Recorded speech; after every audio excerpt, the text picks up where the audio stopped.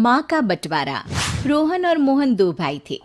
दोनों की शादी हो जाती है, लेकिन शादी के बाद दोनों के बीच एक नई लड़ाई की शुरुआत होती है। और लड़ाई इस बात की कि माँ को रखेगा कौन। देखो रोहन, इस बार मैंने माँ को पूरे 8 दिन ज्यादा रखा। तुम समझ सकते हो कितनी तकलीफ होती है। कैसे कैसे करके तो मैं घर चला रहा हूँ। अरे वाह भैया वाह, 8 दिन ज्यादा में तो आपका बजट खराब हो गया। याद है 2 साल पहले जब आप दिवाली में अमेरिका गए थे तो मैंने पूरे 17 दिन माँ को एक्स्ट्रा रखा था। अब बात निकली है तो मैं बोल देता हूँ, तुम्हारी बीवी ने माँ को जो साड़ी देकर भेजा था ना, वो सेम साड़ी मेरी नौकरानी भी पहन कर आ गई थी। पता है कितनी शर्म महसूस हुई मुझे। तभी वहाँ मोहन की बीवी आ जाती है। बस करिए रोहन, मैंने तो अच्छी ही साड़ी दिलाई थी। अब क्या एक बुढ़िया के लिए मैं डिजाइनर कपड़े लेकर आऊं? कम से कम लाई तो, आप तो वो भी नहीं करते। तभी वहाँ रोहन की बीवी भी आ जाती है। देखो हम क्या करते हैं क्या नहीं, ये हमें ना बताओ। अगर हम गिनाने में आ जाएं कि हम क्या क्या करते हैं ना, तो शर्मिंदा हो जाओगे आप लोग। दूर खड़ी माँ बच्चों के साथ बच्चों की सारी बातें सुन रही होती है। वो अपने कमरे में जाती है जहाँ रोहन का बेटा उन्हें कहता है, दादी मैं बड़ा होकर पैसे कमाऊंगा तो आपको बहुत खुश रखूंगा। बेटा मैं तब तक रहूं ना रहूं, पर तुम अपने माँ बाप को कभी कोई कमी नहीं होने देना, उनकी हमेशा इज्जत करना। तभी वहाँ रोहन की बीवी आ जाती है। अरे माँ जी, क्या उटपटांग मेरे बच्चे को सिखा रही हैं? मैंने हमेशा अच्छी शिक्षा दी है, आप कुछ गलत ना सिखाएं।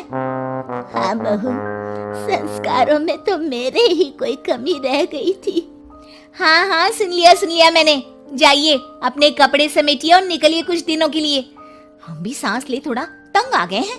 सास बैग लेकर कमरे में जाती है जहाँ उसके दोनों बच्चे होते हैं। चलो माँ, अब इन लोगों के सुख के दिन है। अच्छा माँ, ले तो जा रहा हूँ लेकिन ढंग से रहना। हाँ अरे एक मिनट। अच्छा माँ, ये हार जो पहन रखा है ना, इसे निकाल कर रख दीजिए। अरे माना कि आपका है लेकिन महंगा है, कहीं वहीं ना छोड़ आइएगा। भाभी, ये हार माँ को पापा ने दिया था। मरने से पहले तो वो ये हार निकालेंगी नहीं, तो हार का ख्वाब तो आप छोड़ ही दे। ये बोलकर वो लोग वहाँ से निकल जाते हैं। देखो मुझे तो तुम मेरे मायके ही उतार दो, मैं तो इस बुढ़िया के साथ रहने से रही। अरे ये क्या बोल रही हो? माँ सुन रही है ना? सुन रही है तो सुने ना, डर नहीं पड़ा मुझे किसी का।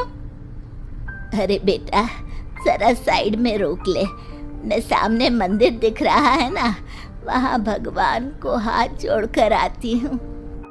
मोहन गाड़ी रोक देता है। माँ उतर जाती है। धीरे धीरे चलते हुए वो उन दोनों से काफी दूर निकल जाती है। काफी देर तक माँ वापस नहीं आती तो मोहन उन्हें ढूंढने उतर जाता है। अब ये माँ कहाँ चली गई? अरे पता भी है कि अभी दूर जाना है, लेकिन अपने सिवा किसी और के बारे में सोचती नहीं। मोहन कार से उतरता है, लेकिन उसे कहीं भी माँ दिखाई नहीं देती।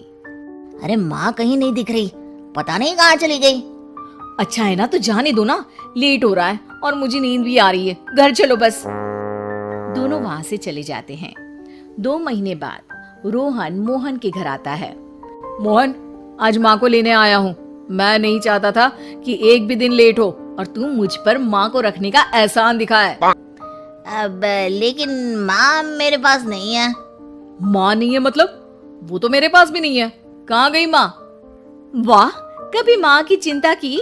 2 महीने से तो एक फोन भी नहीं किया, आज माँ की टेंशन दिखा रहे हैं आप। मोहन रोहन को सारी बात बता देता है। दोनों भाई साथ बैठ जाते हैं। चलो जो हुआ अच्छा ही हुआ, कम से कम हम शांति से तो जिएंगे।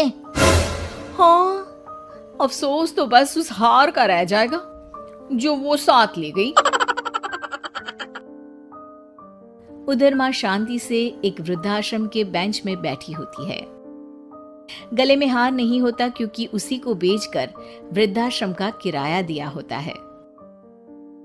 इस कहानी में किसी को कोई सीख नहीं मिली, ना ही किसी को कोई सबक। कारण अगर सबक और सीख से लोग अपने वृद्ध माँ बाप की सेवा करते, उनकी इज्जत और मान सम्मान करते, तो शायद इस देश से वृद्धाश्रम हमेशा हमेशा के लिए बंद हो जाते। तो इस कहानी का अंत यही स्वीकार करें।